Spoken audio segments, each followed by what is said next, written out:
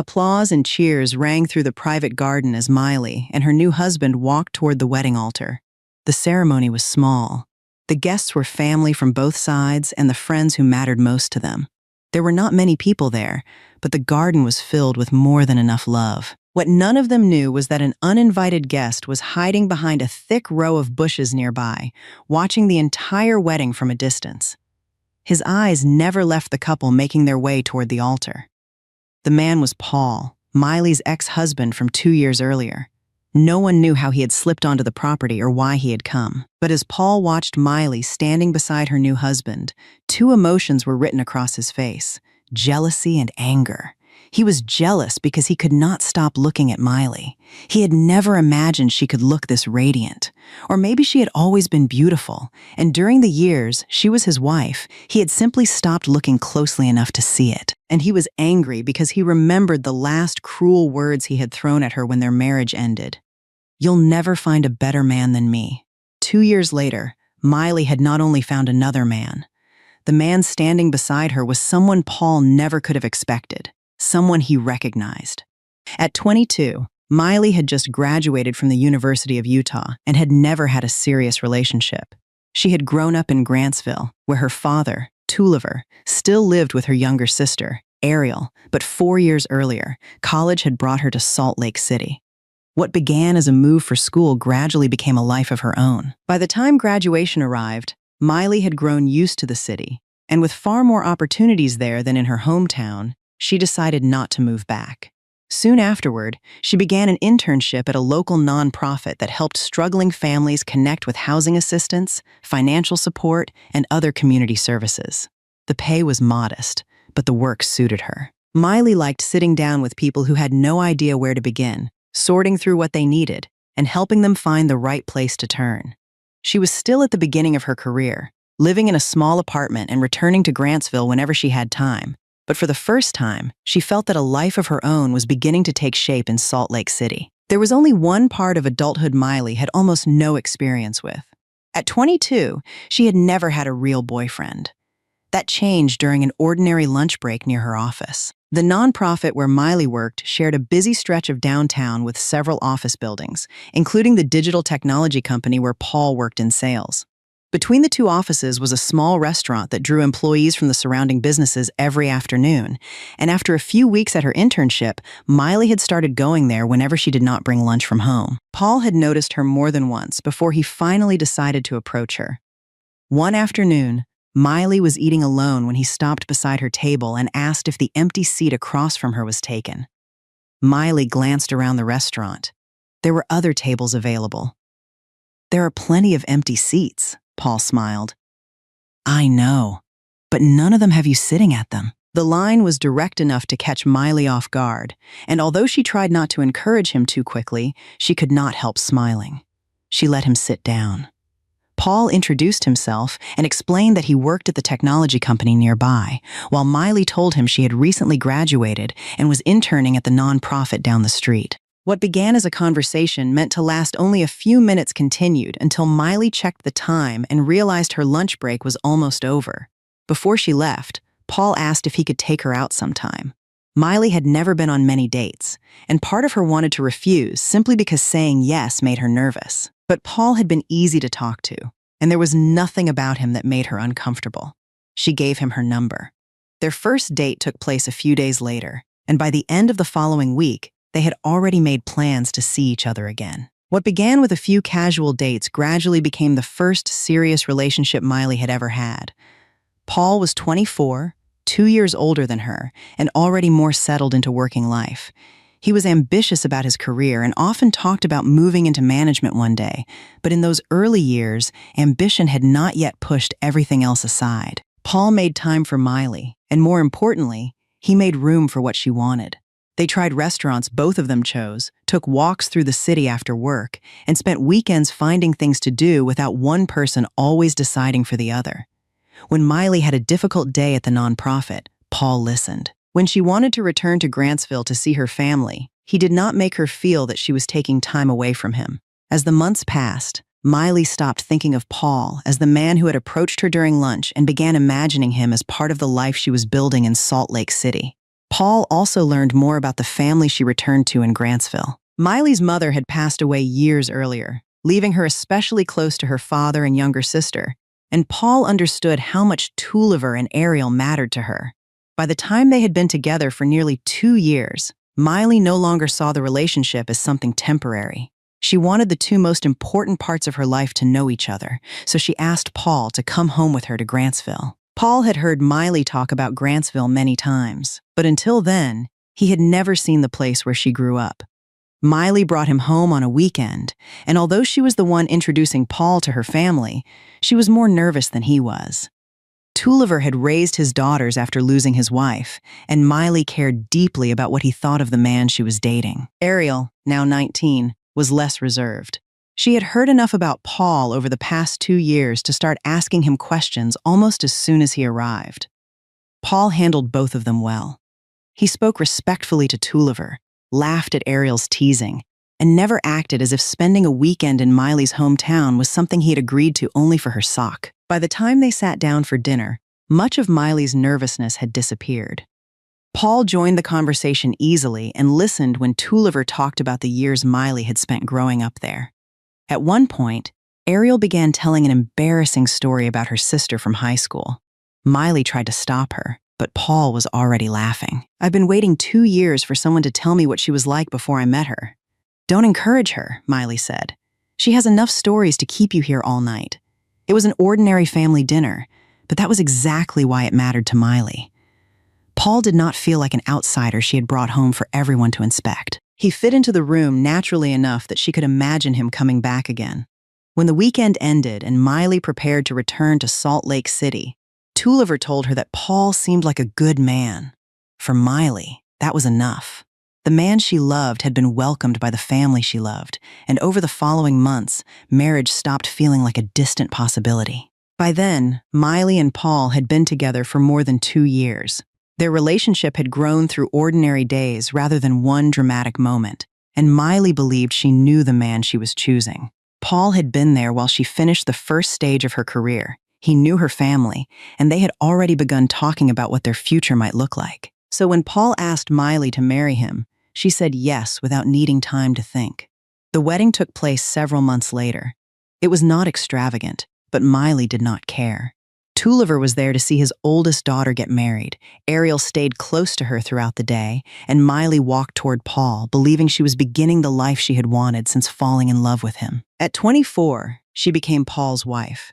She had a career she cared about, a husband she trusted, and 2 families she was ready to make room for in her life.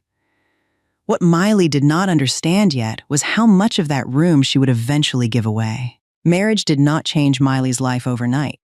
She and Paul moved into a house in Salt Lake City and, during the first months, both continued working as they had before. Paul was becoming more serious about moving up at his company, while Miley had reached a point where the nonprofit was considering keeping her in a full-time position. It was the opportunity she had hoped for since starting there, but taking it would mean longer hours and less flexibility.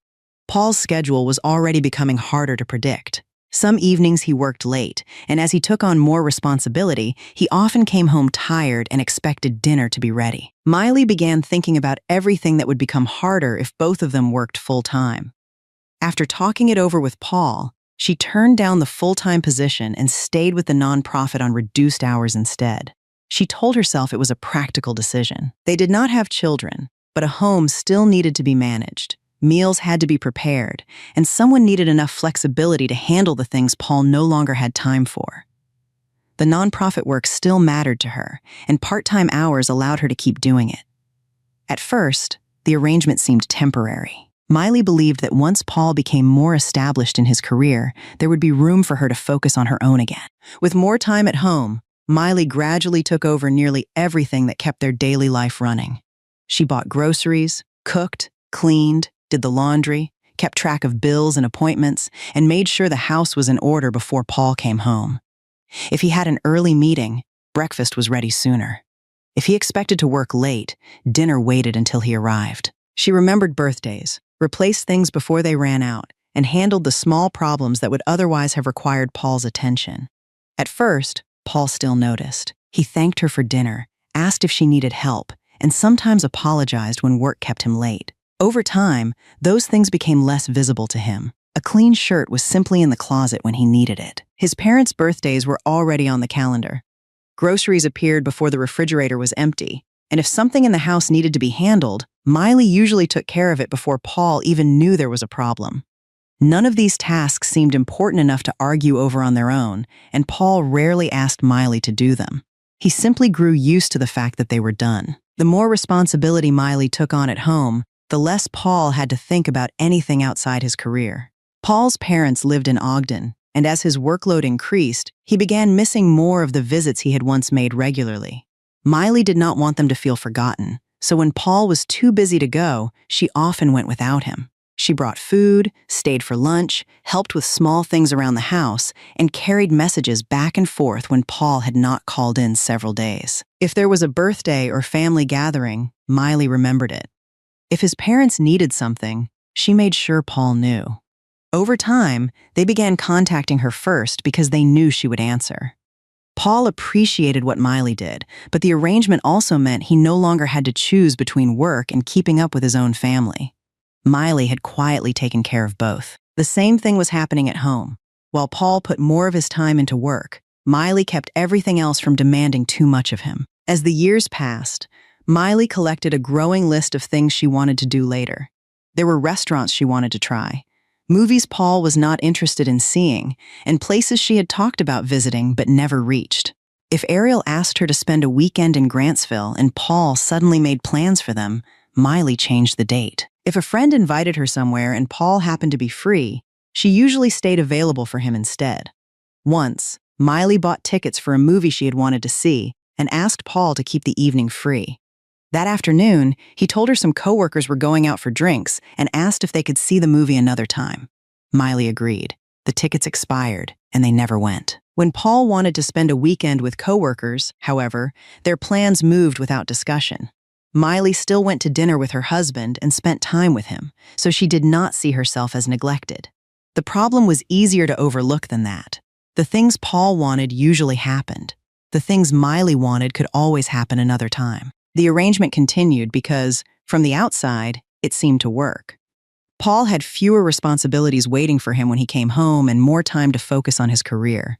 He moved up in the sales department and eventually became a sales manager, the position he had talked about wanting when Miley first met him. Miley was proud of him. She celebrated each promotion, listened when he talked about difficult clients, and made sure home was the one place where he did not have to think about another list of problems. Her own career moved more slowly.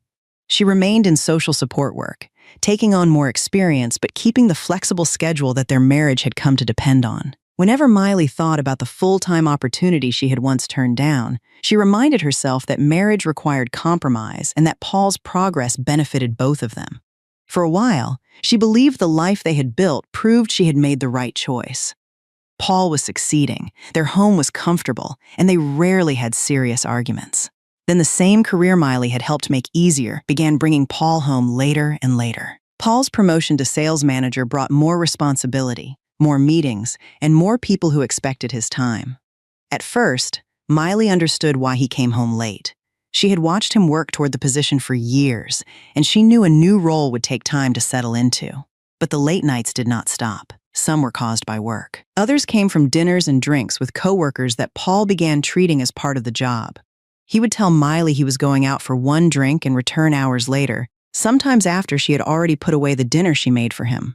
On weekends, the same group began meeting more often, and Paul rarely turned them down. Miley still planned around him as she always had, but now even Paul's plans were unreliable.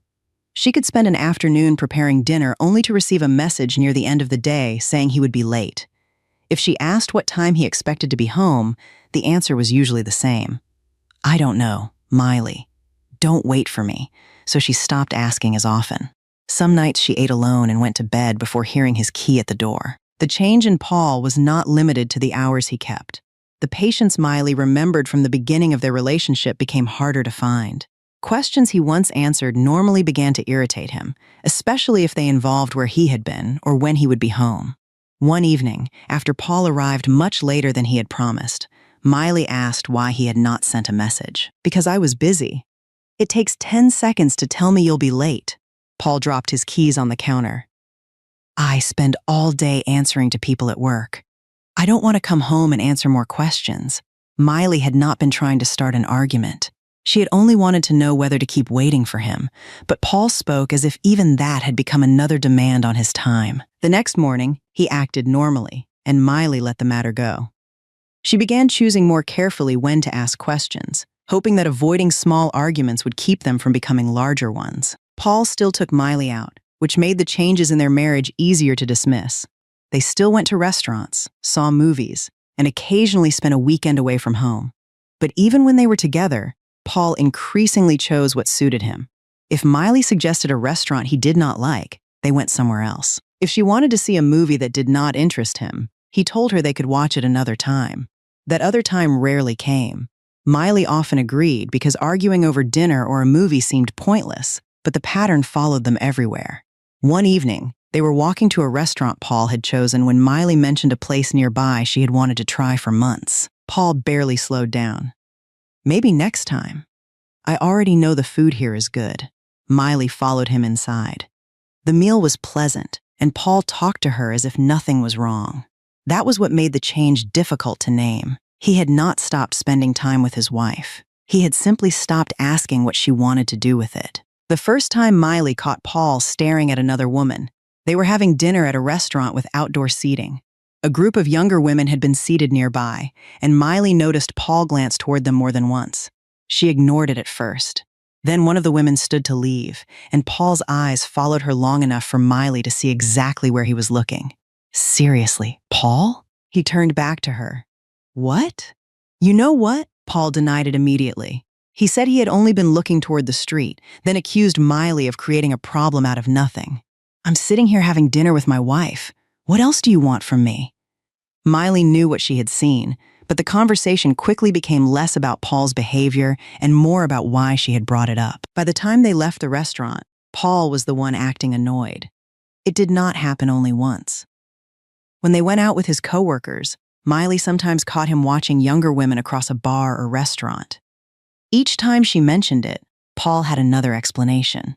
She had misunderstood where he was looking. He had only noticed someone walking past. She was becoming too sensitive. The arguments never lasted long because there was nowhere for them to go. Paul would not admit to something Miley had watched him do, and Miley could not prove where another person had been looking. Eventually, she stopped confronting him every time. If Paul had changed all at once, Miley might have understood sooner what was happening to their marriage. Instead, the man she had fallen in love with kept returning often enough to make every bad period seem temporary. After several late nights, Paul might come home early and take her out to dinner. After speaking harshly to her, he could spend the next weekend acting as if nothing had happened. There were still evenings when they laughed together, still mornings when Paul kissed her before leaving for work, and still enough ordinary days for Miley to believe the marriage had not truly changed. She told herself he was under pressure. Managing a sales team was harder than the job he had before, and the drinking, the short temper, and the selfishness could all be explained as part of a difficult period if she waited long enough. So Miley kept doing what she had always done. She adjusted, avoided unnecessary arguments, and held on to the version of Paul she had married whenever he appeared again. By the time her 26th birthday approached, she was still hoping for one simple evening that would make them feel like themselves again. Miley did not ask Paul for a party or an expensive gift for her 26th birthday. A few days before, she only told him that she wanted them to go out for dinner and asked if he could come home early. Paul checked the date and said he could. That was enough for Miley to begin looking forward to the evening. On her birthday, she finished work early, came home, and spent more time getting ready than she had in months. She chose a dress she rarely had a reason to wear, did her hair, and put on makeup before Paul was supposed to arrive. By 6:30, Miley was ready. At 7, Paul still was not home. She checked her phone but found no message. At first, she assumed a meeting had run late. By 8, she called him. Paul did not answer. Miley remained dressed and waited another hour before sending a message asking where he was.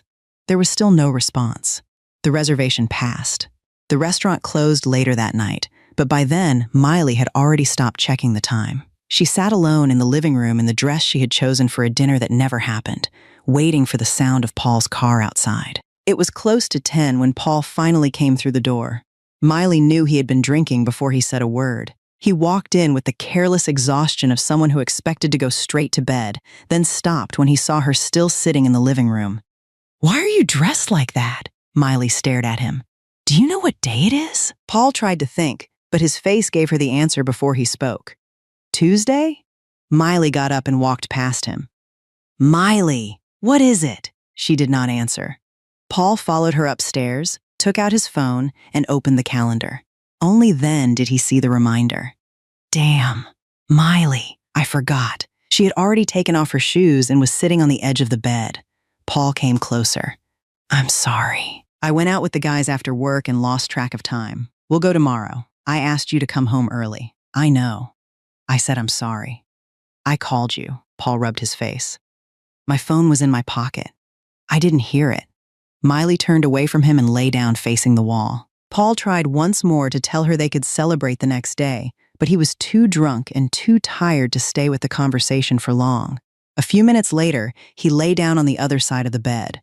Miley remained awake while Paul fell asleep. Paul took Miley out to dinner the following evening. He apologized again, ordered food she liked, and behaved as if making up the missed celebration should close the matter. Miley went with him, but the dinner did not give her back the night she had spent waiting. After that, something between them became harder to ignore. Miley stopped putting the same effort into pretending every disappointment was temporary. She still cooked, worked, kept the house running, and visited Paul's parents when needed, but she no longer waited up every time he went drinking. If he changed plans at the last minute, she ate without him. Paul noticed the distance but treated it as another mood that would pass. For the next few months, they lived more like two people maintaining the same house than the couple Miley had once believed they would remain. Then the anniversary of her mother's death approached. Every year, Miley returned to Grantsville with Tulliver and Ariel on the anniversary of her mother's death.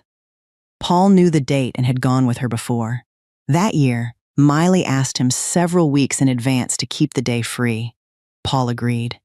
Then, only a few days before the trip, he told her he would not be going. His dentist had called about an appointment to redo dental work he had been waiting for, and if Paul did not take that opening, the next available appointment would be nearly 2 months later.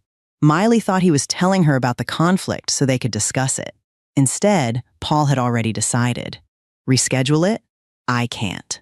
I just told you, the next opening is 2 months away. And I told you about this weeks ago. Miley, it's a dental appointment. I've been waiting for it.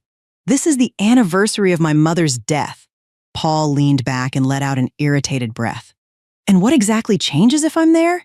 You're going to be with your dad and Ariel. Miley said nothing for several seconds. Paul continued. You're asking me to wait another 2 months for something that can be done now, just so I can stand there with you for a few hours. I'm asking my husband to come with me. And I'm telling you, I have something I need to do. The argument that followed was not really about a dentist anymore. It was about every plan Miley had moved, every evening she had waited, and every time Paul's needs had been treated as fixed while hers were expected to bend. This time, Miley was no longer willing to move. Miley went to Grantsville without Paul. When she returned to Salt Lake City, the anger between them had not disappeared, and neither of them tried to pretend otherwise. For several days, they spoke only when necessary. Then one evening, Paul came home and found Miley sitting at the dining table waiting for him. She did not ask where he had been or whether he had eaten. I don't want to live like this anymore. Paul put his keys down. Like what? Like everything in my life matters only after you've decided whether it's convenient for you. Paul was already irritated. We're still talking about the dentist? No, I'm talking about years of this. Miley reminded him of the plans she had moved, the work she had turned down, the nights she had waited for him, and the family responsibilities she had taken over while he focused on himself. Paul listened for a while before cutting her off. So now everything you ever did for this marriage is my fault? I didn't say that. That's exactly what you're saying. Miley had spent years avoiding arguments because she believed keeping the peace would protect their marriage. That night, she no longer cared about ending the conversation before Paul became angry. I gave up a full-time job because we agreed it would make our life easier. I planned everything around your schedule. I took care of your parents when you were too busy to see them. And now I have to argue with you just to have my husband beside me on the anniversary of my mother's death, Paul laughed without humor. You chose to do those things, Miley. I never forced you. The answer left nothing for her to defend. Paul was right about one thing. No one had physically forced her. She had made one small adjustment after another because she believed she was building a marriage with someone who would do the same for her when it mattered. Then I'm choosing something else now. Paul stared at her. What does that mean? I want a divorce. For the first time that evening, Paul stopped arguing. He asked if she was serious. Miley said she was. Paul tried to dismiss it as anger, but when she did not take the words back, his disbelief turned into contempt. He told her she was throwing away a stable life over problems every married couple had. Then he began saying the things he knew would hurt her. He compared Miley to the wives of men he drank with. Women who dressed better, took better care of themselves, and did not spend every disagreement complaining about what they had sacrificed. You barely even try anymore. Miley, look at yourself. Miley said nothing. Paul stepped closer. You think you're going to leave me and find something better? He gave a short laugh. You'll never find a better man than me. Miley had heard enough. Then being alone will have to be enough. She got up from the table and walked upstairs. Once Miley moved forward with the divorce, the marriage ended more quietly than their final argument. They had no children, so there was no custody dispute to keep them tied together. The main issue was the property they had built during the marriage, especially the house. Paul wanted to keep it, which meant Miley was entitled to her agreed share of the equity. At first, they discussed dividing the value evenly.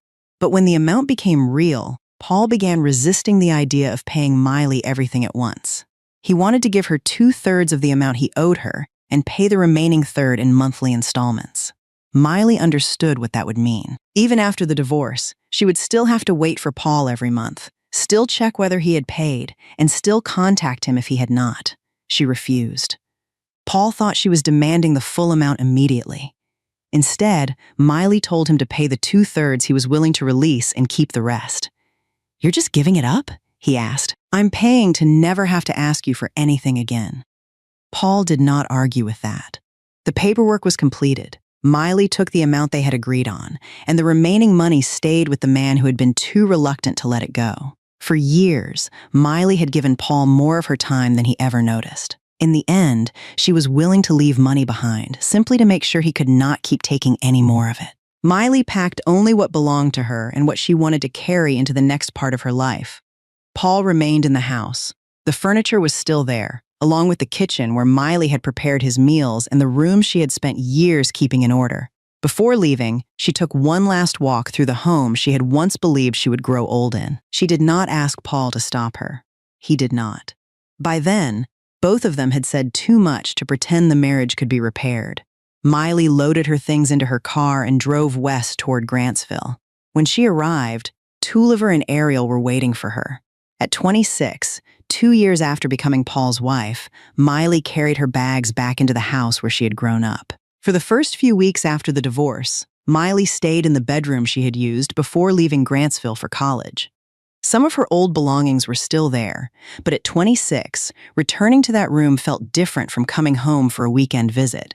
Tulliver did not ask her to explain the marriage again, and Ariel did not fill every quiet moment with questions. They gave Miley time to settle back into the house, and for a while, that was what she needed.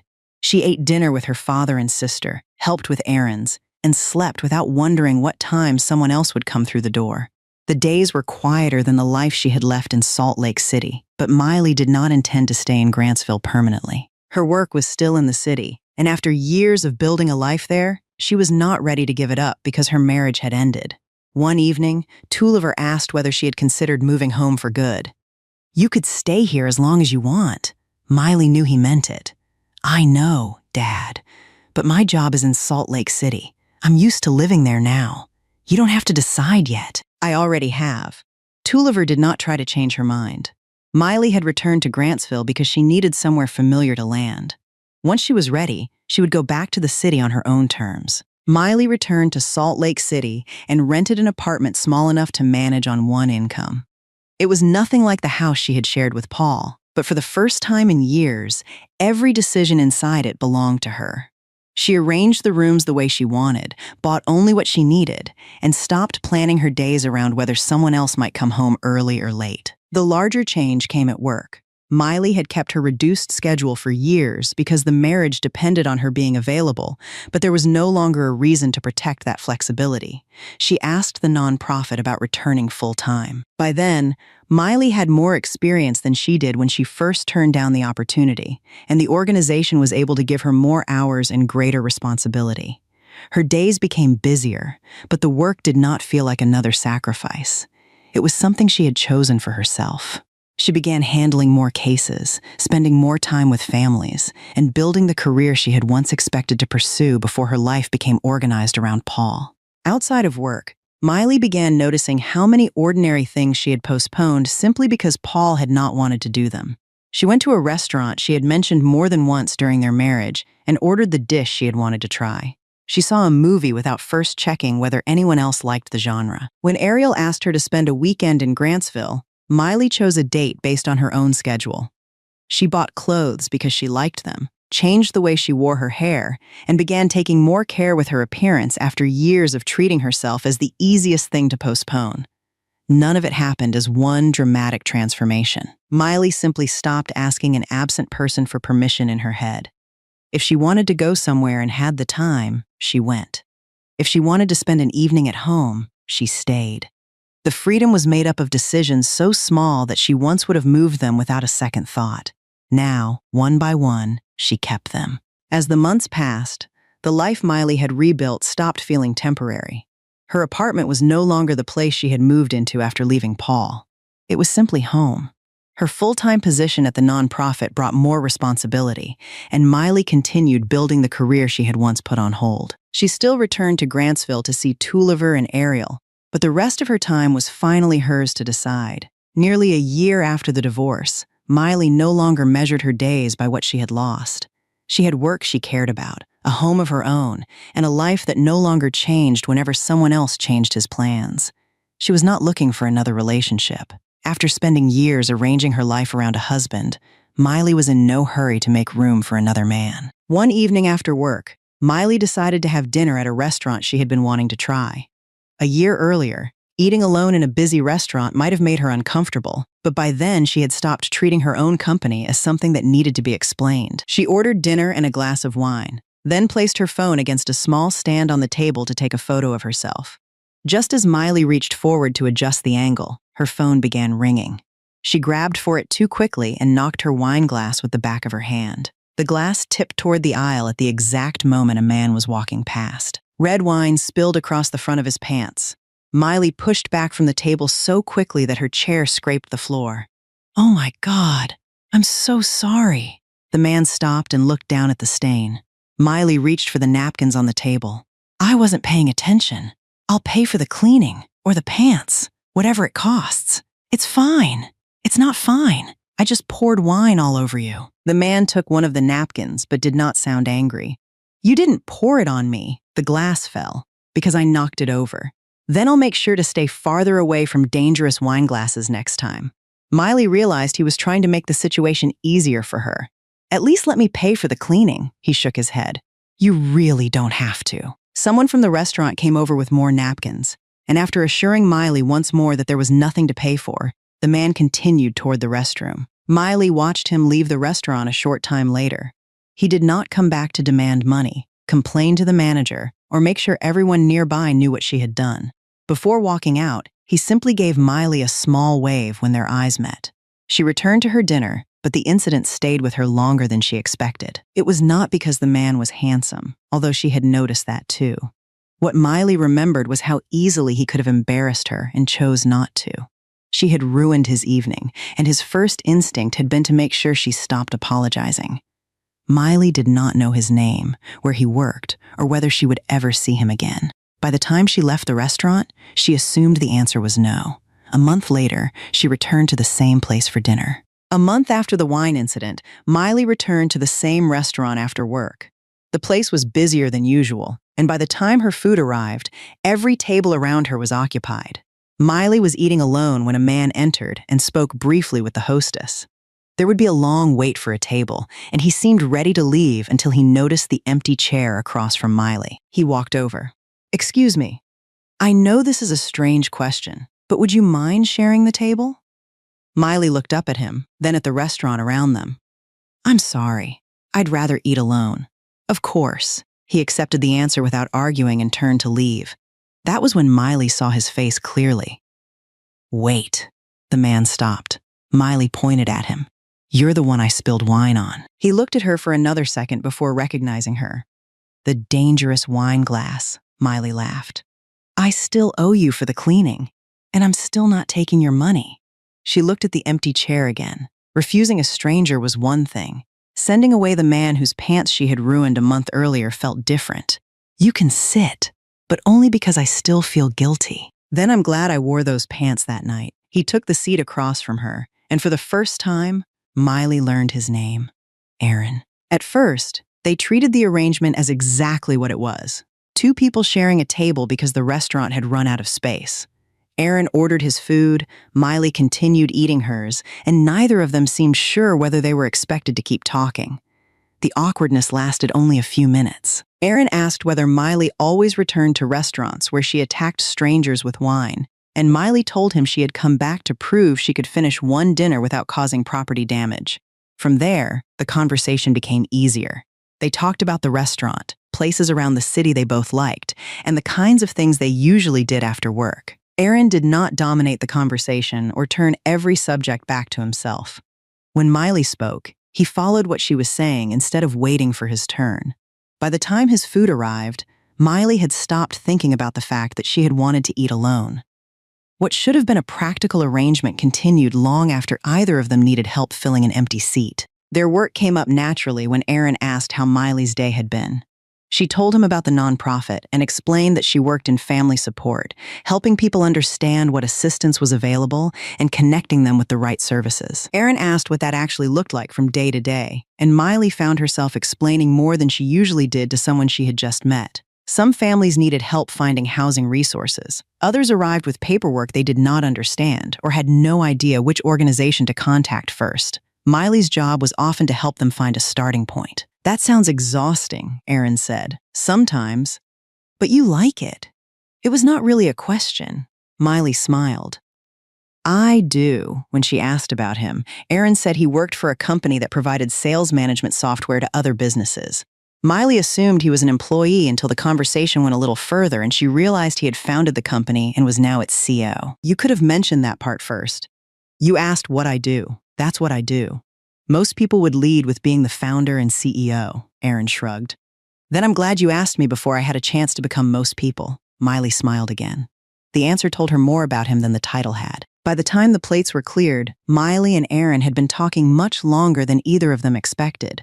The restaurant was no longer as crowded, and several tables had opened around them, but neither had suggested moving or ending the conversation early. When the server brought the bill, Aaron reached for it. Miley stopped him. "We shared a table. That doesn't mean you bought me dinner." "I know, but I don't mind." "Neither do I." Miley took out her card and asked the server to split the bill. Aaron did not insist a second time. He simply handed over his own card. The reaction caught Miley's attention because Paul had always treated small disagreements as something one person had to win. Aaron had offered. Miley had answered. The matter was over. As they left the restaurant, Aaron held the door for her, and the two of them stood outside for a few minutes before heading in different directions. Miley thanked him for sharing the table. "You were the one who let me sit down, only because I spilled wine on you." "Then I guess the pants were worth it," Miley laughed. For the second time, she expected to walk away without knowing whether she would ever see him again. Before Miley could leave, Aaron asked for her phone number. She gave it to him, then called his phone so he would have hers. It was a simple exchange, but once Miley reached her car, she found herself checking that his name had saved correctly. Aaron did the same before driving away. Neither of them sent a message that night. The next day passed, then another. Miley thought about texting him more than once, but always found a reason not to. She had spent nearly a year enjoying a life that did not revolve around a relationship, and she was not sure she wanted to be the one to turn an unexpected dinner into something more. Aaron had his own reasons for waiting, so the number remained in both of their phones without being used. Weeks passed, and Miley began to assume the dinner had been exactly what it seemed, a pleasant evening with someone she happened to meet twice. Then she arrived at a community volunteer event through her nonprofit and saw Aaron standing on the other side of the room. The volunteer event brought together several local organizations and businesses to prepare household supplies and connect struggling families with community services. Miley's nonprofit had sent a team to help with registration and support, while a number of companies provided volunteers for the day. Miley had been there since early morning and was carrying a box of forms toward one of the tables when she saw Aaron across the room. He was dressed far more casually than the last time they met and was helping two other volunteers move boxes into place. Aaron noticed her a few seconds later. He handed off the box he was carrying and walked over. "So this is what it takes to see you again?" Miley smiled. "You have my number. You have mine, too." Then I guess neither of us can complain. Someone called Miley from the registration area before Aaron could answer. She told him she had to get back to work, and he returned to the other volunteers.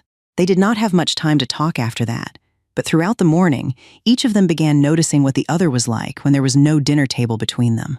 Aaron saw Miley with a woman who had arrived carrying a folder of paperwork and no clear idea where she was supposed to go. The event was busy, and it would have been easy to point her toward another table and continue working. Instead, Miley stopped. She asked what kind of help the woman needed, went through the papers with her, and explained which services she should ask about first. When the woman still seemed unsure, Miley wrote down the steps in order and walked her to the right place. She never spoke to her as if she were slowing everyone down. Aaron had heard Miley describe her work over dinner. Now he understood why she liked it. Miley was learning something about him, too. She had assumed that a man who ran his own company might appear at a volunteer event, speak to a few people, and leave the actual work to his employees. Aaron had been there for hours. He carried boxes, arranged supplies, and took whatever job needed another person. His employees spoke to him without the tension Miley expected people to have around their boss. At one point, a volunteer dropped a box and sent several items across the floor. Aaron helped pick them up and continued working without making the mistake larger than it was. Miley remembered the wine on his pants and realized that the patience he had shown her that night had not been an attempt to impress a stranger. It was simply how he treated people. During a break, Miley found a place to sit away from the busiest part of the event. She had barely rested all morning, and Aaron had noticed. A few minutes later, he came over carrying 2 bottles of water and offered her one. "I've seen you walking around since I got here. I'm not sure you've stopped once." Miley took the bottle. "You've been carrying boxes all morning. That's why I brought one for myself, too." He sat beside her, and for the first time that day, they had more than a minute to talk. Miley asked why Aaron spent an entire weekend day volunteering when he could have sent employees from his company instead. Aaron explained that the company participated in community work every year, but he had never liked the idea of putting his company's name on something and leaving everyone else to do the work. "So you actually do this every year?" Miley asked. "You sound surprised. I'm still deciding whether the CO title is real. You can visit the office. I'll show you the door with my name on it." Their break ended, and both returned to work. By the time the event finished, Miley was too tired to think much about whether she and Aaron would go back to ignoring the numbers in their phones. She had just reached home that evening when her phone lit up with a message from him. "Made it home?" Miley read it twice before answering. She told him she had, then asked whether the CO had survived a full day of carrying boxes. Aaron replied. Miley sent another message. What should have ended after a few lines continued through the evening, and this time, neither of them waited weeks for the next conversation. After the volunteer event, Miley and Aaron began using the phone numbers they had ignored for weeks. At first, they mostly talked about their days. Aaron sent her something funny that happened at the office. Miley told him about a difficult case she had finally helped move forward. The messages became more frequent until, a few days later, Aaron asked if she wanted to get coffee. "When are you free?" Miley read the question before answering. For years, making plans with Paul had meant checking his schedule first and fitting herself into whatever remained. Aaron was asking for hers. Miley gave him a day and time, and he arranged the rest around it. Their first coffee lasted nearly 2 hours. After that, meeting again no longer required an excuse. One evening, Aaron asked if she wanted to see a movie. "What do you want to watch?" Miley asked. "I asked you first. You're the one inviting me, and I'm inviting you to see something you actually want to see." Miley chose the movie. Aaron bought the tickets. It was a small exchange, but Miley remembered all the restaurants she had never tried and all the movies that could always wait until another time. For the first time in years, someone had asked what she wanted and treated the answer as the plan. As the weeks passed, Miley realized Aaron's consideration was not something he did only when making a good first impression. When she mentioned a restaurant she wanted to try, he remembered it and suggested they go there later. When Aaron asked to spend a Saturday together and Miley told him she had already planned to visit Tulliver and Ariel in Grantsville, he simply chose another day. "You don't mind?" Miley asked. "Why would I? You already have plans." Aaron never made her feel that seeing her family meant choosing them over him. The same was true of his own schedule. He worked more than anyone Miley knew and had spent years building his company. But if something important came up after they had made plans, he told her instead of leaving her waiting. Miley began doing the same for him. When Aaron mentioned spending another entire Saturday at the office, she sent him a place she thought he would enjoy. "Your company will survive without you for 2 hours," Aaron went. Their lives did not always fit together perfectly, but neither of them expected the other person's plans to disappear first. For Miley, that difference mattered more than where Aaron took her or how much money he spent. Being with him did not require her life to become smaller. By then, Aaron's name appeared on Miley's phone every day. They sent each other small things that would have meant nothing to anyone else, met for coffee after work, went to dinner, and sometimes spent an evening together without planning it days in advance. Miley learned how much pressure Aaron had carried while building his company and how rarely he allowed himself to step away from it. Aaron learned more about Tulliver and Ariel, the years Miley had spent putting her own plans aside, and the life she had rebuilt after her divorce. Neither of them had called the relationship anything yet. Aaron had not asked Miley to be his girlfriend, and Miley had not asked what they were becoming. But she had started expecting his messages, and Aaron had begun looking for reasons to see her. That change did not go unnoticed. Ashley was 24, the daughter of a family that had been close to Aaron's parents for years. For a long time, both families had talked about Aaron and Ashley as if marriage between them were the natural outcome of that friendship. Aaron had never wanted it. He had rejected the idea more than once because he did not love Ashley and had no intention of marrying someone simply because their parents approved. Ashley had never accepted those refusals as final. She believed Aaron would eventually stop resisting what both families wanted. Then she learned he had been spending his time with another woman. And this time, Aaron was not merely refusing Ashley. He was beginning to choose someone else. Ashley did not confront Aaron when she learned about Miley. She found Miley first. The message came from a number Miley did not recognize, asking if they could meet to discuss Aaron. Miley almost ignored it, but the fact that the woman knew both their names made her agree. Ashley chose a cafe and was already waiting when Miley arrived. She did not spend much time introducing herself. "I'm Aaron's fiancé." Miley had expected an uncomfortable conversation. She had not expected that. Ashley explained that their families had been close for years and had already agreed that she and Aaron should marry. According to her, the only reason there had not been a wedding yet was that Aaron kept delaying the decision. He does this whenever his parents push too hard. He pulls away for a while, and then things go back to normal. Miley listened without interrupting. Ashley leaned closer. "You're not the first woman he's talked to while avoiding his family, but you need to understand where this ends. If you're engaged, why are you here talking to me instead of him?" The question irritated Ashley. "Because I'm giving you the chance to walk away before you embarrass yourself." Miley left without giving her an answer. She did not know whether Ashley had told her the truth, but after what happened with Paul, she was not willing to ignore something simply because she wanted it to be false. She called Aaron and asked to see him. Miley told Aaron exactly what Ashley had said. She did not soften it or wait for him to bring up the subject himself. "She says she's your fiancé." Aaron's expression changed as soon as he heard Ashley's name. He did not deny that their families had tried to arrange a future between them. His parents and Ashley's parents had been close for years, and both sides had talked about marriage long before Aaron ever agreed to it. "So there is an engagement?" Miley asked. "Not one I accepted." Aaron explained that he had rejected the idea more than once. He did not love Ashley, had never promised to marry her, and had no intention of letting either family choose his wife. Miley listened, but one question remained. "Why didn't you tell me any of this?" Aaron had no good answer. He said he had treated the situation as something already settled because, to him, it was. Ashley was not his girlfriend, and he had never considered her his fiancée Kay. But he also understood why Miley saw it differently. I should have told you. Miley had spent years with a man who denied what she saw and then made her defend herself for asking. Aaron did not tell her she was overreacting. He answered every question and admitted the part he had handled badly. Miley did not forget what Ashley had said, but she chose to continue seeing him. When Ashley realized her warning had failed, she sent Miley an angry message. "You really have no shame, do you?" Miley did not reply. Ashley now understood that words alone would not make her leave. The opportunity came through a dinner that had nothing to do with Miley.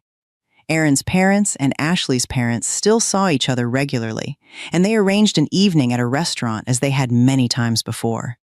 Aaron agreed to attend for his parents. Before the dinner, Ashley contacted the restaurant herself and paid to have their area prepared differently. By the time Aaron arrived, flowers and candles covered the table, and a musician had been placed nearby. The setting looked less like dinner between family friends and more like two families celebrating an engagement. Aaron stopped when he saw it. "What is this?" Ashley acted as if the restaurant had simply prepared something special. Aaron did not believe her, but both sets of parents were already there. Rather than start an argument in the middle of the restaurant, he sat down and made it clear that the decorations changed nothing. Ashley did not need him to cooperate. She only needed him in the chair. During the meal, she took a photograph from an angle that captured Aaron, both families, the flowers, the candles, and the musician behind them. She sent it directly to Miley with another message. "After everything I told you, you still won't stay away from him." Miley stared at the photograph. Aaron had told her the arrangement meant nothing. He had said there would never be a marriage between him and Ashley. Yet the image on her phone looked exactly like two families preparing to join their children together. This time, Miley did not call him. Miley blocked Aaron's number that night. The next morning, she asked the nonprofit for a month away from work, packed enough for an extended stay, and drove to Grantsville. She did not want another explanation that would force her to choose between what a man said and what she had seen. Aaron realized something was wrong when his messages stopped going through. He called and discovered his number had been blocked. He went to Miley's apartment, but no one answered. He returned again and found the door closed exactly as before. Miley had disappeared without telling him why. Aaron went back through their recent conversations, trying to find the point where something had changed. He thought about Ashley and the family dinner, but he still did not know about the photograph. Then he remembered the place Miley went when she needed to be near the people she trusted most, Grantsville. Aaron knew Tulliver and Ariel lived there, but he did not know their address. The only clue he had was an old photograph Miley had once shown him while telling him about home. It had been taken near Grantsville Reservoir, a place she said she had known since she was young. Aaron took several days away from his company, something he had almost never done since founding it, and drove west. Aaron began near the area he remembered from Miley's photograph. He asked people at local businesses and around the surrounding community whether they knew a family with a daughter named Miley and a younger daughter named Ariel. The first day led nowhere. Aaron stayed nearby that night, slept little, and started again the next morning. By then, he looked like a man who had spent more time driving and asking questions than eating or resting. Late on the second day, someone finally recognized Tulliver's name and gave Aaron directions. He drove to the address and stood outside the house for several seconds before knocking. Miley opened the door. The surprise on her face disappeared almost as quickly as it came. "How did you find me? I've been looking for you for 2 days. You need to go back to Salt Lake City." "Miley, I don't even know what happened." "Then go ask your fiancée." She started to close the door. Aaron put nothing in the way. "Just give me 5 minutes. I already gave you a chance to explain. Not whatever this is. I don't know what you saw." Miley closed the door. Aaron remained outside, unsure whether knocking again would only make things worse. A short time later, a car pulled up. Tulliver and Ariel had returned from shopping, and both of them noticed the exhausted stranger standing in front of their house. Tulliver and Ariel got out of the car with their shopping bags and looked at the man standing near the front door. Aaron introduced himself as a friend of Miley's. He did not explain their private problems in the yard, only said that Miley had misunderstood something and refused to let him explain.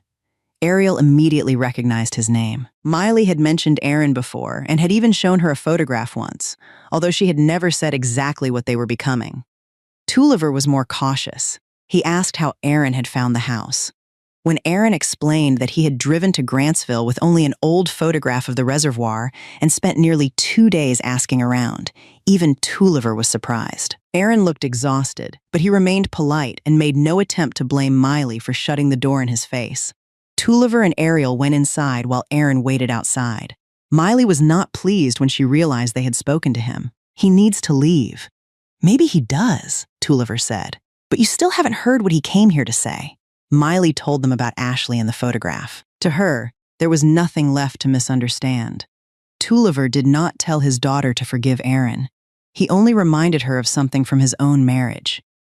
Years earlier, Miley's mother had once misunderstood a situation involving him, and Tulliver had spent days trying to convince her to hear the full story. If Aaron did what you think he did, listening to him won't change that, Tulliver said.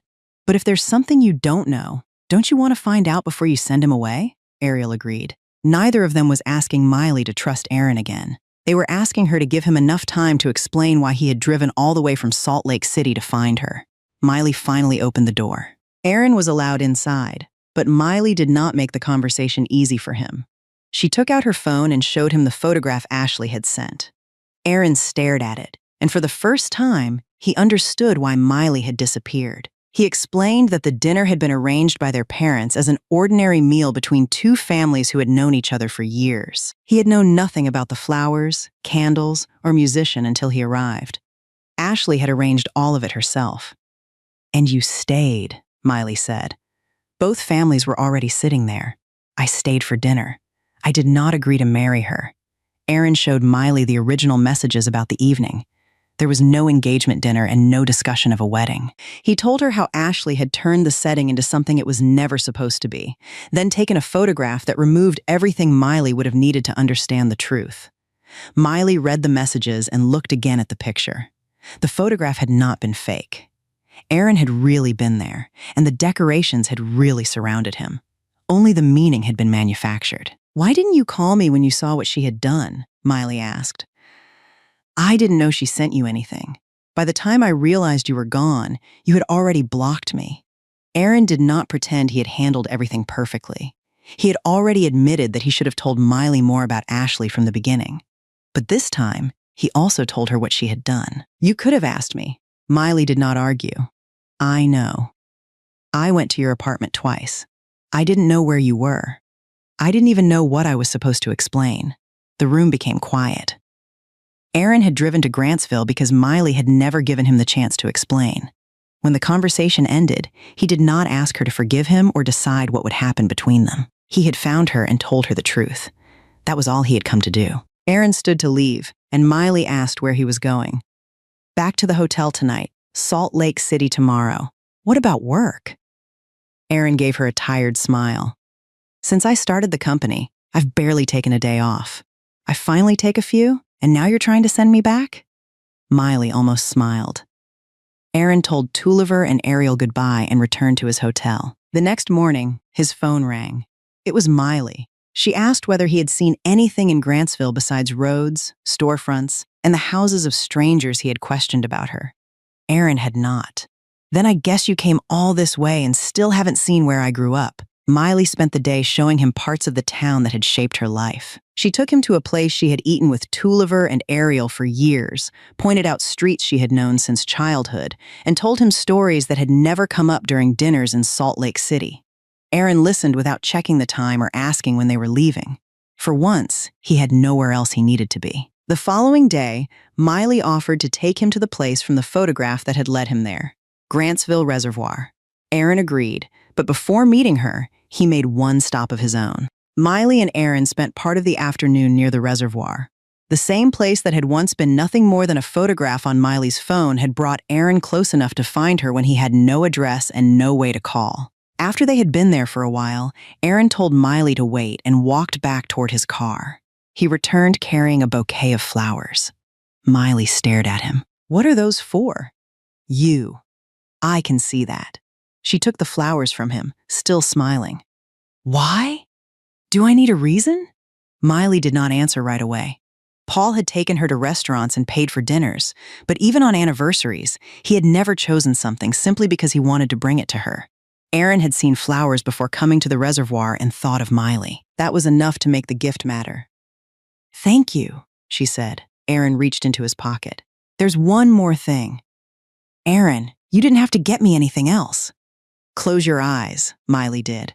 When Aaron told her to open them, he was holding a necklace with a small diamond at the center. "I saw it and thought it would look good on you." Miley touched the pendant before looking back at him. "You bought this for me?" "That's usually how gifts work," she laughed, but her eyes stayed on the necklace. Aaron asked if she wanted him to put it on for her, and Miley turned around. When the clasp was fastened, she touched the small diamond again. Aaron had not brought her there only to give her gifts. He told Miley that after the volunteer event, he had started finding reasons to talk to her. Then he started finding reasons to see her. During the days she was gone, he finally understood how important she had become to him. "I don't want to keep pretending we're just seeing where this goes," Miley faced him. Aaron continued, "I love you, and I want to be with you, if you still want that too." Miley had spent the last year learning how to build a life that belonged to her. Aaron had never asked her to make it smaller so he could fit inside it. She smiled. "I do." The place in the photograph that helped Aaron find her became the place where Miley finally chose him. After Miley and Aaron returned to Salt Lake City, their relationship no longer remained undefined. Aaron also knew that if he wanted a future with Miley, he could not keep postponing the problem with his family. He brought her home to meet his parents and told them clearly that she was the woman he was dating. The evening began politely, but once Aaron's parents learned that Miley had already been married and divorced, their attitude changed. They did not insult her in front of Aaron, but their questions became more pointed. How long had the marriage lasted? Why had it ended? How long had she been divorced before meeting Aaron? Miley answered without trying to make Paul entirely responsible for what had happened. She said only that she had spent too long in a marriage where both people no longer wanted the same kind of life, and leaving had been better than continuing to make each other unhappy. Aaron's parents remained unconvinced. They had known Ashley since she was young. They knew her family, her background, and the life she came from. Miley was a divorced woman they had met only once. After Miley left, Aaron's mother told him exactly what she thought. "You don't know what happened in her marriage. You only know what she told you. Then get to know her. Aaron, marriage is not something you use to prove a point to your parents. And I'm not marrying Ashley to make you comfortable." His father asked him whether he expected them to approve of Miley after one dinner. Aaron did not. "I'm asking you to stop deciding who she is before you've had the chance to see it." His parents did not give him their blessing, but they agreed to see Miley again. Aaron did not ask Miley to perform for his parents or become someone easier for them to accept. He told her they had concerns about her divorce and that years of knowing Ashley made them resistant to anyone else. Miley understood. She had already been part of one family through marriage, and she knew that forcing closeness usually created the opposite. So when Aaron's parents invited them to dinner again, she went without trying to win them over in a single evening. The relationship changed slowly. Aaron's mother began including Miley in small family gatherings, partly because Aaron insisted that if they wanted to judge her, they should at least spend enough time with her to do it fairly. Miley did not argue when his parents remained reserved. She listened, remembered what they told her, and treated them with the same attention she gave people in every other part of her life. Aaron had asked his parents to observe her. Over the next few months, they did. One evening, Aaron's parents invited them over, and Miley offered to prepare dinner. While talking with Aaron's mother beforehand, she learned that certain foods had recently begun causing her problems and that she was trying to follow a more careful diet. Miley asked what she needed to avoid, then planned the meal around it. She did not prepare one dinner for everyone else and leave Aaron's mother with a lesser version on the side. She chose food all of them could eat together. When dinner was served, Aaron's mother noticed. "You changed the whole meal because of me?" "I changed the menu. It wasn't difficult." "You didn't have to do that," Miley smiled. "Then you would have spent dinner watching everyone else eat." The answer was simple, and Miley moved on to the next thing without waiting to be praised for it. Aaron's mother said little at the table, but after that evening, she began speaking to Miley with less distance. The next change came when one of Aaron's mother's older friends began struggling with a problem involving local support services. She had received paperwork she did not fully understand and had been sent from one office to another without knowing where to begin. Erin's mother mentioned the situation during a conversation, and Miley asked a few questions. She did not promise to solve everything or use her job to make rules disappear. She sat down with the woman, went through the paperwork, explained which organization handled the problem, and wrote down the steps she should take next. A few days later, Erin's mother learned that her friend had finally reached the right service. It was the first time she saw the work Miley had described when they met. Miley had not chosen social support because it sounded impressive. She had spent years learning how to help people who were overwhelmed by systems they did not understand. Erin's mother began to see the same patience in Miley that her son had seen at the volunteer event. What finally changed Erin's father was not something Miley did for either of Erin's parents. It happened during a visit when Miley received a call from Tulliver. He needed help with something in Grantsville, and Miley had already planned to drive there the following morning. Ariel also needed a ride back to Salt Lake City afterward, so Miley rearranged the rest of her weekend to handle both. Erin's father asked why Tulliver could not ask someone else. Miley seemed surprised by the question. He could, but I'm his daughter. She did not say it as if she were sacrificing anything. She simply made the trip. Over time, Erin's parents saw that Miley did not become attentive only when she wanted something from them. She remained close to Tulliver, made time for Ariel, and kept the same sense of responsibility toward the family she already had. The divorce they had once treated as proof that Miley might not understand commitment began to look different when placed beside the rest of her life. Months after their first meeting, Erin's mother finally told her son, "She's not what we expected." Erin smiled. "I know." His parents no longer spoke about Ashley as the woman he should marry. More importantly, they stopped treating Miley as the woman standing in Ashley's place. Ashley did not accept the change as easily. She had already failed to drive Miley away, and now Erin's parents were no longer supporting the future she had always assumed would be hers. Erin met Ashley one final time and made sure there was nothing left for her to reinterpret. There was never an engagement. Ashley crossed her arms. "Our families planned this for years. Our families did. I didn't. So you're choosing a divorced woman you've known for less than a year?" "I'm choosing the woman I love." Ashley's face hardened. Erin continued.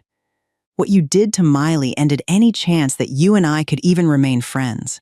Don't contact her again. Don't contact me about this again." Ashley slapped him across the face. Erin did not respond. She stared at him for another second, then turned to her parents. "Don't ever put me in the same room with him again." She walked away. This time, no one followed her, and Erin did not call her back. By the time Erin asked Miley to marry him, there was no part of her life he had asked her to give up first. She still worked full-time at the nonprofit.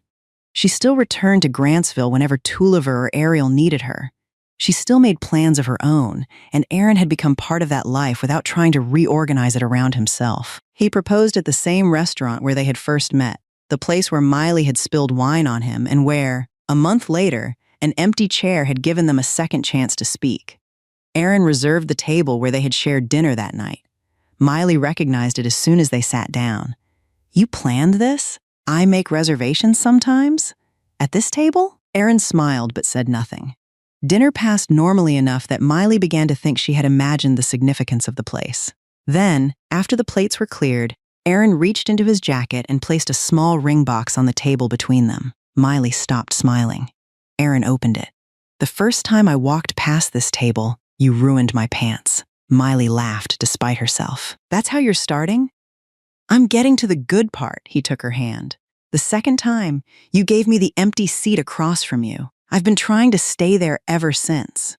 Erin told her he did not want Miley to give up the life she had rebuilt. He wanted to build the next part of it with her. Then he asked her to marry him. Miley looked at the man she had met by accident, lost through a lie, and watched cross an entire town to find her when she refused to answer his calls. "Yes," Erin slipped the ring onto her finger. The first time Miley had said yes to marriage, she had believed love meant making room for another person no matter how much of herself had to move. This time, she was marrying a man who had never asked her to disappear to make room for him. Paul learned about the wedding by accident. Miley had blocked him after the divorce, and they had not spoken in nearly 2 years, but Paul still followed one of her friends on Instagram. One afternoon, a photograph appeared in his feed. Miley was standing beside the friend, smiling, while the caption congratulated the future bride. Paul stopped scrolling. He opened the photograph and looked at Miley more carefully than he had in years. She looked different. Her hair, the way she dressed, even the ease in her expression made him stay on the post longer than he intended. Paul checked the comments, looking for the name of the man she was marrying, but found nothing useful. At first, he told himself he was only curious. He wanted to see what kind of man Miley had found after leaving him. The longer he thought about it, the more certain he became that the answer would be disappointing. Miley had spent years out of the dating world before their divorce. In Paul's mind, she had probably found some ordinary man and convinced herself he was an improvement. Then another post appeared close to the wedding day. Miley's friend had shared a photograph connected to the celebration, and the location made it possible for Paul to identify the private garden venue outside Salt Lake City. Paul had not been invited. He had no intention of walking through the entrance and risking being recognized. But curiosity had already become stronger than the good sense telling him to stay home. On the day of the wedding, Paul drove to the venue and parked far enough away that his car would not stand out among the guests arriving for the ceremony. The front entrance was controlled, and Paul knew he could not simply walk in without being asked who he was. So he followed the edge of the property until he found a way around the rear side of the garden. He stayed outside the main gathering area, moving behind the landscaping until he could hear music and applause from the ceremony. From there, Paul found a place behind a thick row of bushes where he could see part of the garden without being easily seen. He told himself he only wanted one look. He wanted to see Miley, see the man she had chosen, and leave. Then the guests began cheering. Flower petals filled the path, and Miley came into view. Paul had expected to look at Miley and find something to criticize. Instead, he kept staring. She was walking through the garden in her wedding dress, smiling in a way he could not remember seeing near the end of their marriage. For years, Paul had blamed Miley for not taking enough care of herself. Standing behind the bushes, he was forced to consider something he had never considered while they were married. Maybe Miley had not become less beautiful. Maybe he had simply stopped seeing her. Then the groom stepped beside her. Paul's attention shifted to the man, and the satisfaction he had expected to feel disappeared. The face was familiar. Paul searched his memory until he remembered a business partnership from several years earlier. The technology company where Paul worked had used sales management software provided by another company. Paul had been one of many employees involved on his side. The man beside Miley had been the founder and CEO of the company providing the software, Aaron. Aaron would almost certainly have no reason to remember Paul, but Paul remembered him. He remembered the meetings, the company, and the position Aaron had already held while Paul was still trying to move up in his own. 2 years earlier, Paul had told Miley she would never find a better man than him. Now he was hiding behind bushes at her wedding while she married a man he had once stood across from in business and never imagined would one day become her husband. Paul watched Aaron take Miley's hand. The guests around them applauded. He had come to satisfy his curiosity. He left before the ceremony was over. Paul drove back to the house he had fought to keep during the divorce. 2 years earlier, he had resisted paying Miley everything she was owed because losing that much money at once had felt unfair to him. Miley had taken less and walked away. Paul had kept the rest. He had also kept the house. When he opened the door that evening, no one was waiting inside. The kitchen was clean because no one had cooked in it. There was no dinner growing cold on the table, no one asking what time he would be home, and no weekend plan waiting to be changed around his schedule. For years, Paul had treated those things as if they happened on their own. Only after Miley left did he begin to understand how much of the life inside that house had come from her. He had spent 2 years believing she would never find anyone better. That afternoon, he had watched her marry a man who gave her the one thing Paul had slowly stopped giving her: a place in his life that did not require her to give up her own. Paul sat alone in the house he had once been afraid to lose, while miles away, Miley was beginning a marriage with the man he never expected her to find.